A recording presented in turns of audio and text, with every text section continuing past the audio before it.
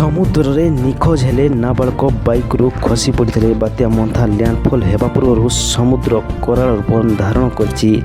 ଆନ୍ଧ୍ରର କାକିନଡ଼ାରେ ସମୁଦ୍ରରେ ବୁଡ଼ି ଜଣେ ନାବାଳକ ନିଖୋଜ ହୋଇଛି। 10 ବର୍ଷର ନାବାଳକ ନିଜ ମାମୁଙ୍କ ସହ ଏକ ବାଇକ୍ରେ ଯିବାବେଳେ ଅଚାନକ ପାଣିକୁ ଖସି ପଡ଼ିଥିଲେ। ଏହାପରେ ତାଙ୍କୁ ଖୋଜାଖୋଜି ଜାରି ରହିଛି। ନାବାଳକ ଜଣଙ୍କୁ ଖୋଜିବା ପାଇଁ ଏନ୍ଡିଆର୍ଏଫ୍ ଟିମ୍ ପ୍ରବଳ ପବନ ଭିତରେ ବି ତ୍ୱରିତ ଭାବରେ ସନ୍ଧାନ କାର୍ଯ୍ୟ ଚାଲିଛି। ଜଣେ ବ୍ୟକ୍ତି ଏକ ବ୍ରିଜ୍ ପାର କରିବା ସମୟରେ ରାସ୍ତା ଉପରେ ପାଣି ଚାଲିଥିଲା। ତେବେ ରାସ୍ତା ଉପରେ କେତେ ପାଣି ଚାଲିଛି ତାହା ଜାଣିପାରିନଥିଲେ ବ୍ୟକ୍ତି ଜଣକ। ଅଚାନକ ବାଇକ୍ରୁ ତାଙ୍କ ଭଣଜା ଖସି ପଡ଼ିଥିଲେ। ଏହାପରେ ସେ ନିଖୋଜ ଅଛନ୍ତି। ସକାଳ 10ଟାରୁ ନାବାଳକ ଜଣକ ନିଖୋଜ ଅଛନ୍ତି।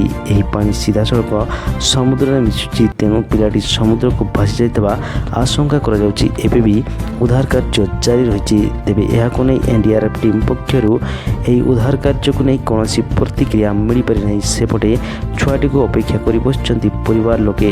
ବାତ୍ୟାର ପ୍ରଭାବ ଥିବାରୁ ବାରମ୍ବାର ସରକାର ଓ ପ୍ରଶାସନ ପକ୍ଷରୁ ସମୁଦ୍ର ଭିତରକୁ ଯିବାକୁ ବାରଣ କରାଯାଇଥିଲା। ଏହା ସହିତ ଜରୁରୀ କାମ ନଥିଲେ ଘରୁ ବାହାରକୁ ବାହାରିବା ପାଇଁ ମନା କରାଯାଇଥିଲା।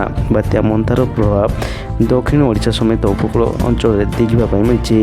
ଆଉ କିଛି ଘଣ୍ଟା ପରେ ଆରମ୍ଭ ହେଲା ଲ୍ୟାଣ୍ଡଫଲ୍ ପ୍ରକ୍ରିୟା। ଆନ୍ଧ୍ରପ୍ରଦେଶ କାକିନାଡ଼ାରେ ଅନୁଭୂତ ହେଲାଣି ବାତ୍ୟା ମନ୍ଥାର ପ୍ରଭାବ।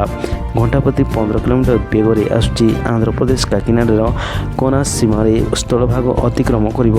ଲ୍ୟାଣ୍ଡଫଲ୍ ସମୟରେ ପବନର ବେଗ 100ରୁ 110 କିଲୋମିଟର ରହିପାରେ। ବର୍ତ୍ତମାନ ମଛଲିପଟ୍ଟନମ ଠାରୁ 100 କିଲୋମିଟର, କାକିନାଡ଼ା ଠାରୁ 180 କିଲୋମିଟର, ଗୋପାଳପୁର ଠାରୁ 500 କିଲୋମିଟର ଦୂରରେ ଘନୀଭୂତ ହୋଇଛି ମନ୍ଥା ପ୍ରଭାବରେ ବର୍ଷାର ପରିମାଣ ମଧ୍ୟ ବଢ଼ିବାରେ ଲାଗିଛି।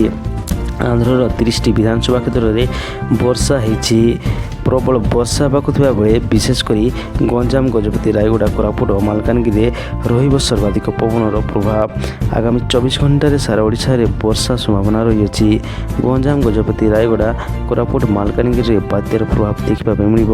ଏହି 5ଟି ଜିଲ୍ଲାରେ ପ୍ରବଳରୁ ଅତି ପ୍ରବଳ ବର୍ଷା ସହ ଗୋଟିଏ କିମ୍ବା 2ଟି ସ୍ଥାନରେ ଅତ୍ୟନ୍ତ ପ୍ରବଳ ବର୍ଷାକୁ ନେଇ ରେଡ୍ ଆଲର୍ଟ ଜାରି କରାଯାଇଛି। ସେହିଭଳି ନବରଙ୍ଗପୁର, କଳାହାଣ୍ଡି, କନ୍ଧମାଳ, ରାୟଗଡ଼ା, ନଖୋର୍ଦ୍ଧା, ପୁରୀ ଜିଲ୍ଲାରେ ବି ପ୍ରବଳରୁ ଅତି ପ୍ରବଳ ବର୍ଷାକୁ ନେଇ ଅରେଞ୍ଜ ଆଲର୍ଟ ଜାରି କରାଯାଇଛି। ସେହିପରି 19ଟି ଜିଲ୍ଲା ଯେପରିକି ନୂଆପଡ଼ା, ବଲାଙ୍ଗୀର, ସୋନପୁର, ବୌଦ୍ଧ, ଅନୁଗୁଳ, ଢେଙ୍କାନାଳ, ସମ୍ବଲପୁର, ବରଗଡ଼, ଝାରସୁଗୁଡ଼ା, ଦେଓଗଡ଼, କେନ୍ଦୁଝର, ମୟୂରଭଞ୍ଜ, ସୁନ୍ଦରଗଡ଼, କଟକ, ଜଗତସିଂହପୁର, କେନ୍ଦ୍ରାପଡ଼ା, ଯାଜପୁର, ଭଦ୍ରକ ଓ ବାଲେଶ୍ୱର ଜିଲ୍ଲାରେ ପ୍ରବଳ ବର୍ଷା ନେଇ ୟେଲୋ ୱାର୍ଣ୍ଣିଂ ଜାରି କରାଯାଇଛି।